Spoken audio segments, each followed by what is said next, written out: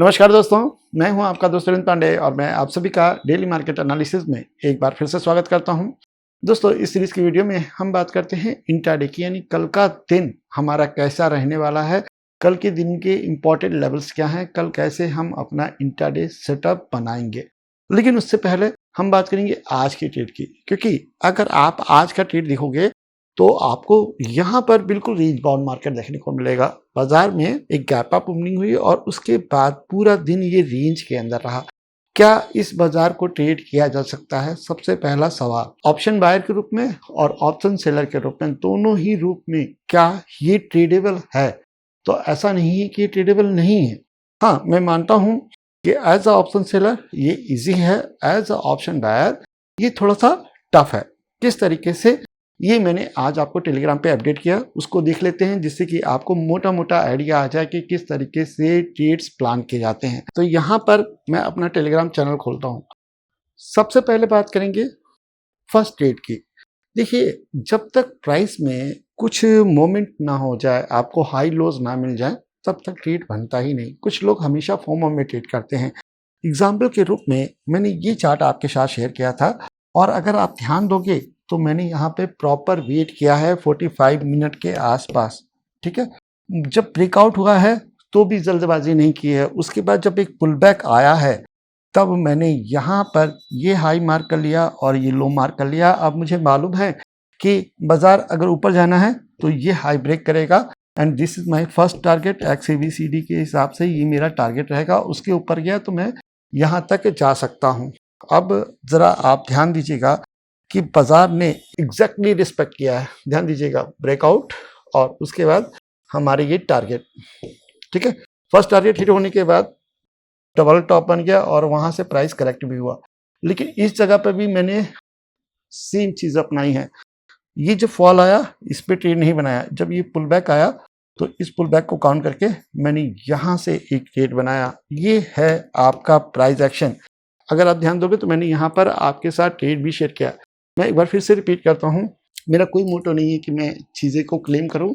मैं आपको ये समझाना चाहता हूँ कि जब भी मैं एनालिसिस करता हूँ तो इन्हीं सब चीज़ों के बारे में बात करता हूँ ना।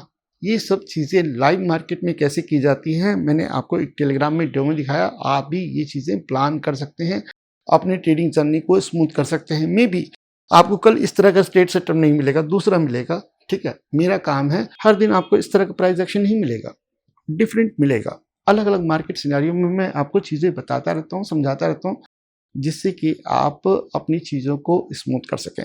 ठीक है, इतना क्लियर है। भले ही रेंज बाजार रही है, ठीक है, लेकिन फिर भी आज ट्रेडर ने, चाहे ऑप्शन सेलर हो चाहे ऑप्शन बायर हो, अगर उसको ये मालूम है कि मेरा परफेक्ट ट्रेड सेटअप कहाँ पर है और उसके लिए उसके पास पेशेंस है, तो मैं गारंटी के साथ कहता हूं कि वो 101% लॉन्ग टर्म में पैसा बनाएगा। लॉसेस भी होंगे, लेकिन वो सारे लॉसेस कैलकुलेटेड होंगे, प्रॉफिट कैलकुलेटेड होगा। लेकिन जब आप रैंडम ट्रेड करते हो, विदाउट ट्रेड सेटअप ट्रेड करते हो, तो लॉन्गर टाइम फ्रेम में सॉरी टू से आप सर्वाइव ही नहीं कर पाएंगे। चलिए, इन सब बातों को खत्म करते हैं और वापस चलते हैं अपनी एनालिसिस पे। स्क्रीन पे ध्यान दीजिएगा, सेंसेक्स का मैं इंट्राडे चार्ट यूज कर रहा हूँ, और आप मोटा मोटा देखोगे तो यहाँ पर फ्राइडे के दिन से एक बहुत अच्छी उठापटक हो चुकी है। वीकली मार्केट एनालिसिस में मैंने आपको व्यू भी दिया था कि बाजार यहाँ रेंज के अंदर जा सकता है। रिवर्सल कैंडल फॉर्म हुई है और रिवर्सल्स का मतलब भी एक्सप्लेन किया था। इसका मतलब ये है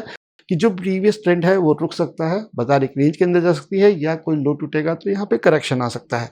अब आप यहाँ पर ध्यान दोगे तो आपको दो लेवल मिलते हैं, 81,100, ठीक है, और इसके ऊपर ही है आपका फ्राइडे का हाई 81,200। तो इस लेवल का कोई रेलेवेंस नहीं है। हम किसको कंसीडर करेंगे? 81,200 को। और टाउन साइड में हमारे पास लेवल है 80,670।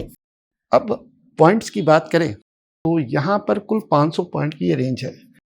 सॉरी टू से, ये रेंज ही डिसाइड करेगी कि बाजार में मोमेंटम किस तरफ आएगा। 80,670 अगर ये ब्रेक हुआ तो यहाँ पर एक अच्छा फॉल देखने को मिल सकता है। फर्स्ट टारगेट रहेगा 80,450, सेकंड है हमारा 80,200, और उसके बाद हम 80,000 तक जा सकते हैं।